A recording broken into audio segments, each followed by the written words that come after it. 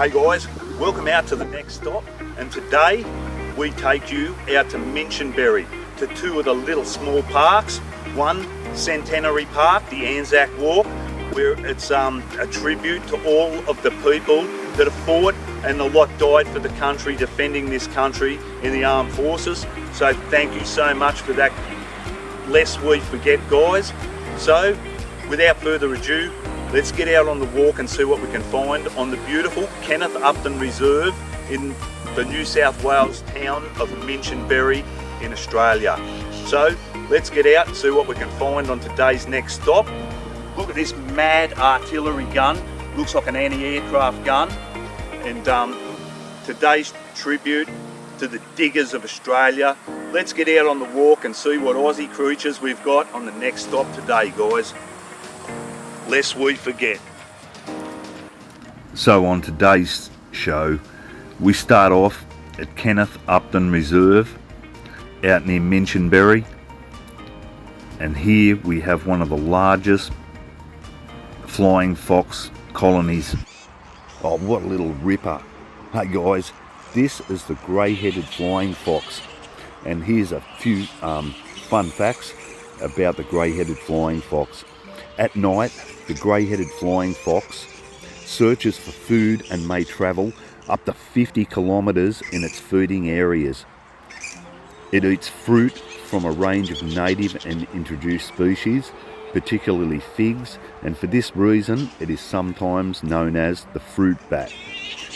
Also feeds on nectar and pollen from the native trees, and especially the gum trees. The grey-headed flying fox spends much of its time hanging from the branches of trees in forests or mangroves. Known as camps, they can be made up of many thousands of animals. And here at Kenneth Upton Reserve, probably got a few thousand of these beautiful grey-headed flying foxes. Endangered, beautiful animals. And the young grey-headed flying foxes are usually born in September to October and are carried by the mother for the first few weeks, clinging to her teat with their special curved milk teeth and gripping her fur with their strong claws. As they grow larger and become too heavy to carry on feeding expeditions, they are left behind in special creches in the maternity camp. After about 3 months, the young are able to fly, and by 5 to 6 months of age they begin to feed independently. Although they appear in large groups, number of grey-headed flying foxes are declining because of habitat clearing. These bats are important to healthy forest ecosystems because they pollinate and are dispersers of seeds, and many important tree species rely on these beautiful animals. So, important part of the ecosystem out here in the Cumberland Nature Reserve, and recently listed as endangered, these beautiful flying foxes. We just have to try and maintain the habitat. They love these casuarina forests down by the side of the rivers and the creeks, and without these casuarina forests, these guys have got nowhere to live. What an amazing little animal they are.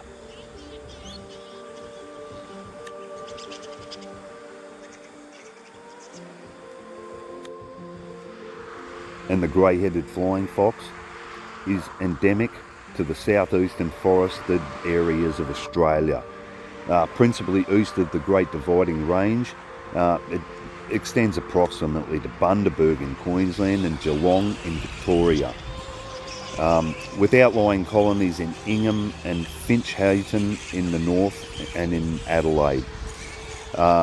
In the south, in the southern parts, it can range and occupies more extreme latitudes than other species.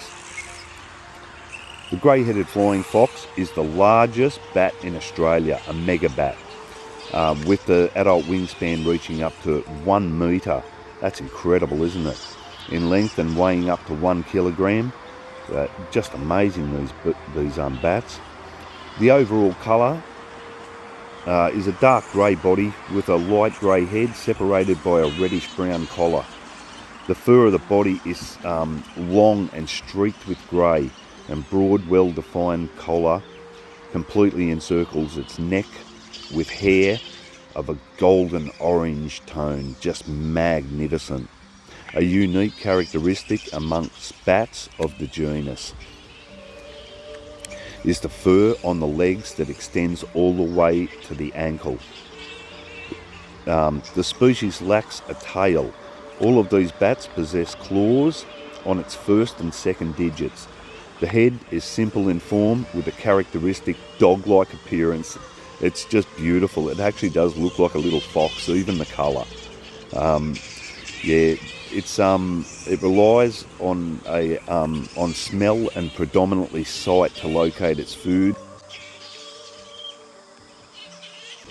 The food's nectar, pollen and native fruits.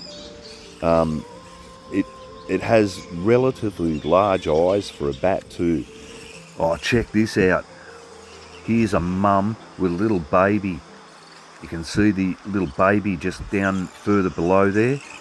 That other red section, that is the smaller baby. How mad's that? So yeah, she'd just be looking after this little baby. Hopefully we might even get to see it feeding here. That'd just be awesome. She's fanning herself at the moment, just keeping herself and the baby cool. Oh, this is mad. Oh, there goes the baby. And that milk nipple is just underneath the armpit there. So you can see it's feeding on the mother's milk nipple. That's just magnificent. Oh, beautiful. She's just comforting it there.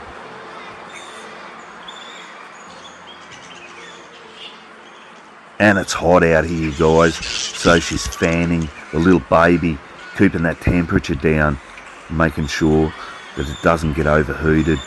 With those black wings, it attracts the sun like nothing else. Beautiful. And this one actually has a baby in there. I could see it underneath. It's covering it up and fanning it to keep the temperature down. So yeah, amazing animals. And the role they play in nature is just so important. Look how he's wrapped himself up there in that little sarcophagus. And how strong are they? You can see they move their way around those trees with ease, and they can hang from just one claw. And a good amount of numbers down here at Kenneth Upton Reserve. A great little spot to come and see the endangered grey-headed flying fox out on the Cumberland. Amazing little animals. Look at those wings, a 1 metre wingspan on the largest bat in Australia. An amazing mega bat, and nothing cuter than these guys. Look at the little face on this beautiful bat. And I've noticed there is actually a creche of young ones down here that probably can't fly yet. They're being fed by the parents still, and they're such a beautiful social little animal. You hear them bickering and fighting, and but they're a protective species, and in these large camps they've got safety in numbers. So hope you enjoy the show today. Beautiful grey-headed flying fox on the Cumberland. And we might head off and find out what we've got on our next stop today. We might head on over to Centenary Walk after we say goodbye to this beautiful little grey-headed flying fox.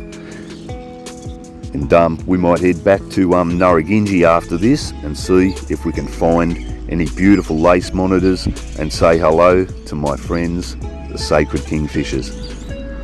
So, might head off and say goodbye to our beautiful bat colony out at Kenneth Upton Reserve.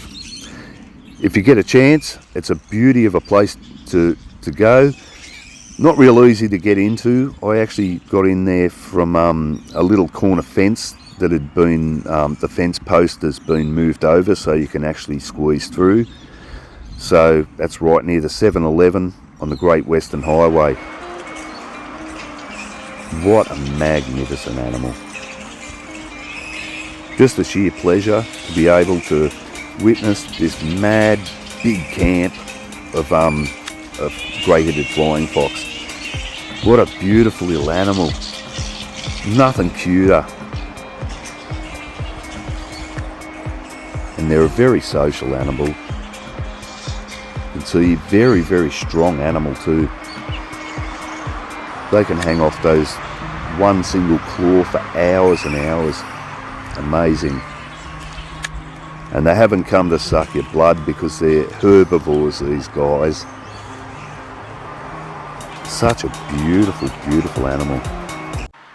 Take one last look at the massive big camp of beautiful grey-headed flying foxes. And let's make sure that we can serve all of these areas so that the future generations can enjoy these magic Australian icons. And this is the largest bat in Australia and a mega bat. So we're very privileged to have these around the local area. And remember, if you grow fruit trees, come on guys, be a bit reasonable. They need to eat too, so if you grow the fruit trees, don't put nets around them. It's killing all of these poor guys, and they're endangered as it is, and protected as well. So you might even get in trouble if you get these guys caught in your nets. So you're probably better off using those safe environmental nets that are available instead of the normal netting. They do a lot of damage to these little bats, especially the young ones that are inexperienced, learning to feed for the first time. Okay guys, let's get out and see Nureagingy. Oh, how mad first stop at Nureagingy. It's the graphic flutterer, the dragonfly. Looks like painted stained glass. That is just awesome. And these guys have got their name for the way that they fly. They flutter rather than buzz those wings along. And look at the beautiful pinks, reflections off the sun. And one of my favourite little insects out on the Cumberland. They are just magnificent. And if I can get him in the right light so you see all of those pink sheens off the wings, absolutely glorious. Oh, sorry, a bit shaky here. Beautiful, the graphic flutterer dragonfly. And unlike the damselflies, the dragonflies, when at rest like this, their wings are crossways, not down the back. Oh, next stop, an absolute ripper. It's one of my favourite little birds, the amazing sacred kingfisher. And he's here trying to do a little bit of hunting because they got little fledgling babies down beside the long pond here at Nureagingy. So they're out here trying to hunt for some little insects and other little fish in the ponds to feed these beautiful baby birds. And they'll be out soon, the babies, no doubt. Give them a couple of weeks and they'll be out here hunting down on the Cumberland Plains in Eastern Creek and Nureagingy Reserve. Hunting on their own soon. The parents will teach them. So hopefully we get some mad footage of the little baby kingfishers getting taught by the parents to hunt. Mad. Another lace monitor. Mad. Look at this beauty. Making his way down the track, down at Kookaburra. Look at him. Beautiful. Mad animal. The lace monitor. You see him. He's making his way along the beautiful Cumberland. There's another couple of people coming from the other direction. Majestic animal. The lace monitor of the Cumberland. It's an absolute beauty, this guy. Make his way into the bushes. Probably make his way up into that tree. There's people coming from the other direction. What a little ripper. Lace monitor. How mad's this, guys? I've just come across the Kookaburra foot trail and I've seen this beautiful lace monitor making his way down across the creek here. Probably see him just up here. Oh, beautiful lace monitor. So I've been all around the Cumberland today. Yeah, should be just there. But we would have got a drink. What a beautiful lace monitor. Wouldn't be the same if I didn't spot at least one of these guys every day. And they frequent this area down here near the waterway and the creek just here. You can see just down here, got the beautiful little creekway. And she's just come across the animal track.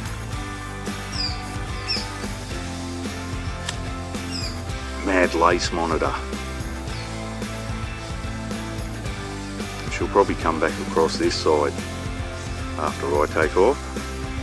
So I might head off, find out what else I've got on the next stop, folks. Got a bottler. Mad lace monitor. Oh, look at this guy.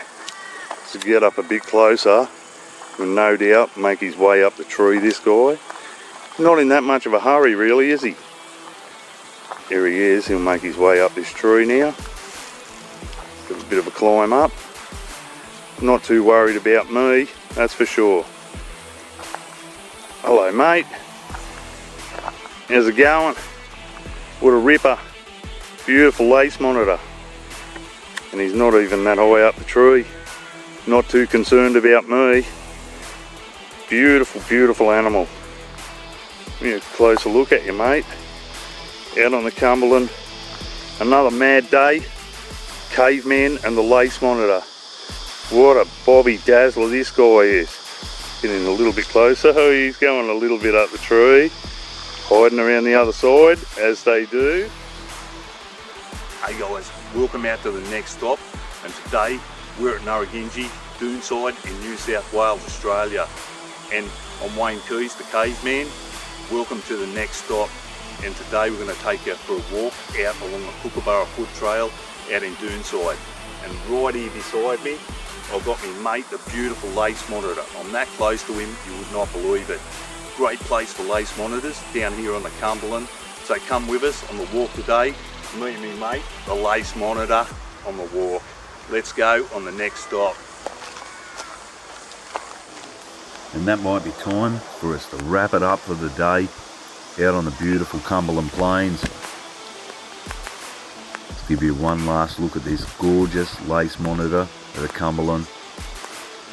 One of the most special reptiles out here on the Cumberland, and the apex reptile predator.